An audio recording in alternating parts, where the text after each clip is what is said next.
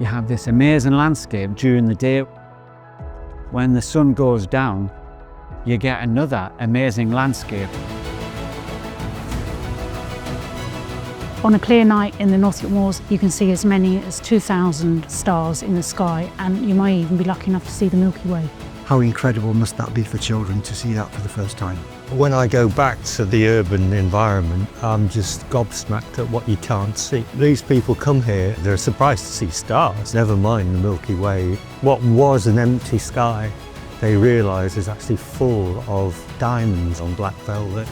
It is an incredible experience being under truly dark skies. We've seen amazing shooting stars, we've seen amazing fireball that went overhead here in Dalby, and then we saw it explode into several pieces. And also we've had the pleasure of seeing the aurora here as well. It's an exhilarating experience.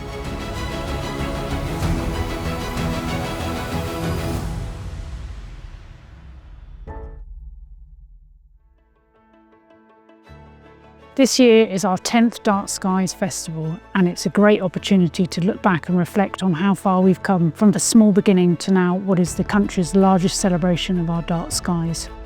It's really to provide what a national park should provide, which is an escape from the urban environment. You can take the subject of astronomy, the stars and the planets, and then link it in with all sorts of other subjects. The social side of life, the historical side of life, the magical side of life. Astronomy lends itself to just so many different areas. It's also important because 85% of the UK will never see the Milky Way from where they live. Places like the North York Moors are incredibly important for people to be able to come and experience those things. We run stargazing events in Dalby Forest in the heart of the North York Moors National Park. At our events, we like to take people on a tour of the night sky. We like to point out the stars, constellations, astrotourism. When we've got our telescope set up at Jupiter or Saturn, and it's their first time seeing something in the night sky through a telescope, it is really, really special seeing people's reactions. As well as our stargazing events, we have a planetarium dome that we take to schools. Kids really love it, and it's really nice to see how inspired they are. Those first festivals really did just focus on stargazing, but we knew light pollution wasn't getting any better and perhaps there was more we needed to do. And back in 2017, the North York Moors began the journey to apply to be an International Dark Sky Reserve. That designation was achieved in 2020, and while stargazing continues to be really popular at our festivals, it also gives us a great opportunity to promote broader messaging around light pollution and what people can do to reduce pollution at home, and also in protecting our dark skies.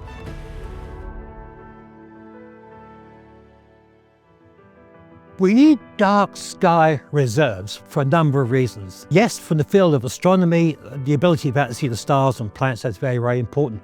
But also there's a very important aspect with the natural world as well. Animals, plants, they need the natural cycles, day and night, when night is actually dark. So examples of that would be, if you see moths flocking around lights, they're not actually doing the job that they do at night. And many people don't know that moths are more efficient pollinators than bees. So they take over and do that job at night. If they're all flocking around lights, then they're not doing that job. If we think about diurnal species, so birds for example, you can be walking out in the morning in winter, it's still pitch black, but there are street lights on and there are birds singing in the trees next to the street lights because they think it's daytime. So they're awake much earlier, they go to sleep much later, and again it impacts their health. Whenever we're looking at lighting and we're looking to reduce light pollution, it's never about trying to convince people to turn all their lights off and stumble around in the dark. Everybody needs light. The aim of reducing light pollution is responsible and sensitive use of light. So we've recently launched our Dark Sky Friendly community scheme. One of the communities that we've been working with is Ampleforth Abbey. What we've been doing there is working with the team to improve tranquility and reduce light pollution so that the lighting is befitting a setting such as Ampleforth Abbey. Identifying all of that lighting that is either the wrong colour temperature, it's shining up into the sky, it's causing glare and disorientation, and replacing that with really nice lighting. So it's all down lighting, it's all warm white, but it does the job that's needed. The general principles around good dark sky friendly lighting is, first of all, light only what you need, only when you need it, and at a level that's suitable to that need. People can improve and reduce light pollution irrespective of where they live in the country. So a lot of the work that we do in the North York Moors National Park around reducing light pollution is possible through what we call a Section 106 agreement. That relates to an Anglo American mine, and a Section 106 agreement is put in place to offset the impacts of a development. And what that means is we've got money to spend on reducing light pollution and improving tranquility around the national park.